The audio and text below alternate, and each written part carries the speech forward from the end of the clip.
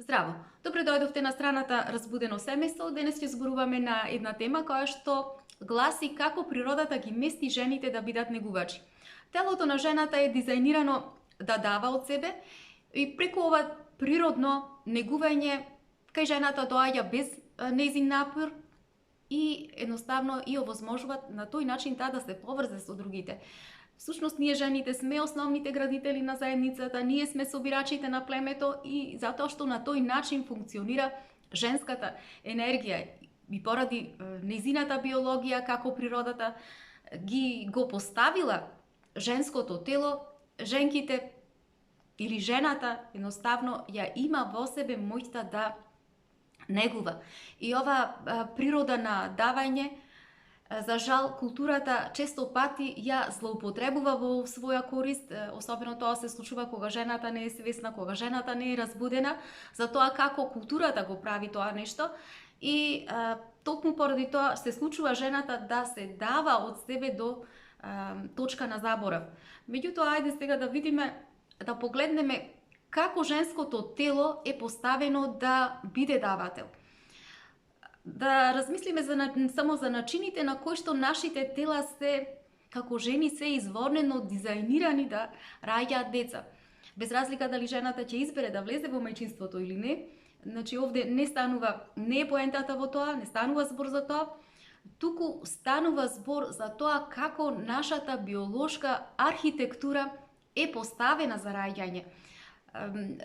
Да размислиме само за тоа како нашата утроба создава простор за да може бебето да расте во утробата на мајката. Како нашиот стомак едноставно знае да се протегни, да се растегнува до таа големина кога што ќе биде сместено детето и не само тоа, туку ќе го одржува цели 9 месеци се до неговото доаѓање на свет, или пак како нашите гради знаат да растат и едноставно да го задржат исто така млекото до моментот кога треба да се храни детето. Значи, овој дизајн не е ништо освен едно големо чудо кое што природата го направила. И онаму каде што порано градите на жената биле предмет на убавина, биле предмет на сексуалност, сега тие се издигнуваат до една света цел, а тоа е да го храни новороденчето. И кога ние толку сме свесни што за тоа како нас не поставила природата, ние знаеме и да цениме нашата поврзаност со природата, воодушевени сме тоа, како всушност нашето тело едноставно знае да ги прави нештата без ние да се усогласуваме со него, без да не праша. Значи, ние во суштина, како не поставила природата? Не поставила како средство преку кое што таа се надополнува и токму поради тоа ние не треба да се чувствуваме намалени, туку едноставно да видиме како ние влегуваме во едно исто рамниште како и животните, кое што и токму поради тоа ние треба да се чувствуваме возвишено, треба да се гледаме себе си еднакви со лавицата, со женското шимпанзо, со женката слоница и така натаму. Значи, колку вешто успела природата да не дизајнира за да служиме во насока на создавање на потомци. Така да во тоа сме во иста насока со животните, значи да ја служиме на природата. И во тој однос ние се гледаме како животоодржливи, во смисла на тоа дека сме способни, жената е толку способна да може да раѓа, што и дава една посебна моќ, што и дава една посебна способност да може да биде до толку сочувствителна како и сите други чувствителни суштества. Значи, ние сме всушност на некој начин едни со земјата, затоа што и самото женско тело е исто како со почвата. Самото почва раѓа, самата почва процветува, самата почва негува, самата почва обновува и така натаму. Меѓутоа, иако биологијата ја дизајнирала жената да биде давател, културата од друга страна успеала да ја преобликува и да ја измени жената до точка во која што целосно знае да се изгуби од својата природност, да излезе од својата природност и да многу малку да може да го чувствува она што всушност можеби ќе го доживее во моментите на своето детство. Значи културата е многу паметна и таа успела да си направи еден план, да си нацрта еден план во кој што има намера да го задушува мандатот цело време на жената. Меѓутоа, доколку ние како жени се едуцираме, доколку ние како жени ги познаваме разликите, кои што представуваат наши наследености од биологијата во однос на она што културата ни го условува, тогаш тоа е клучот за да можеме да тргнеме по нашето освестување. Затоа што културата, рековме, таа е многу паметна, таа сваќа дека ние сме даватели и токму поради тоа таа ја користи таа наша моќ. И наместо ние да и дозволи на жената да може да ја искористи таа огромна моќ која што ја има точно со тоа што умее да дава, умее да биде сочувствителна, таа го подкопува нашиот капацитет. Значи за да можеме ние да се почувствуваме толку моćни. И знаејќи дека ние сме како жени многу лесно прилагодливи, ние сме жени кои што во својата основа, значи во својата суштина сакаме да негуваме, културата го користи нашиот капацитет за да може да не обликува спрема нејзиниот трг. Меѓутоа, сега се поставува прашањето тука.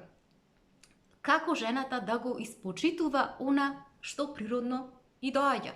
Значи, без да се изгуби себе си во таа културна матрица, во она што го поставува како еден вид на норма културната матрица. Без, значи, ние да се напуштиме и да се напуштиме себе си од својата суштина. Тоа ќе биде единствено доколку ние, значи, се разбудиме како жени од фактот дека културата всушност нас ни ги наметнува оние стандарди с кои што за неа важат и кои што доколку ние тргнеме по тој пат, сигурно во голем дел не носат во едни деструктивни патишта, кои што ни дозволуваат ние понатаму да остануваме заспани, понатаму да остануваме угнетени, затоа што природата сама дозволува да знаеме кој сме ние всушност, ни дава до знаење колкава е нашата моќ, преку тој капацитет наш на давање, на негување, на грижа, наместо ние да бидеме проголтувани од културната матрица. Значи, будењето на самата жена подразбира да пројави една свесност во однос на разликата, на тоа што е реално, што е природно за самата жена, наспроти она што го дава како условеност самата култура. Значи, што значи тоа? Тоа значи дека природата никогаш нема намера да ја изгуби жената во она што навистина е, во она што е автентично за самата жена. Природата всушност сака жената да биде комплетна, сака да биде целовита. Таа и дава нам можност на жената, доколку сака да се оствари како мајка, доколку не сака, значи таа ќе го почитува самото тоа. Значи таа е на некој начин е неутрална во однос на размислувањето на жената, затоа што ги прифаќа сите разлики, ги прифаќа сите проверки природни, ја прифаќа рамнотежата природна која што е настаната во самиот свет, во смисла на тоа дека одредени видови многу повеќе се размножуваат во однос на други видови. Меѓутоа, културата е таа која што преку своите стандарди нејзини одбрани наметнува и сугерира дека возрастната жена до одреден возраст треба да се оствари како мајка и токму поради тоа, ако не се оствари како мајка, таа треба да се чувствува виновна, треба да чувствува одреден срам. И ние како жени треба да разбереме дека овие емоции кај жената потекнуваат од приврзаноста на жената за тоа како културата бара да биде животот на жената. Природата од друга страна тоа не го бара, едноставно знае дека жената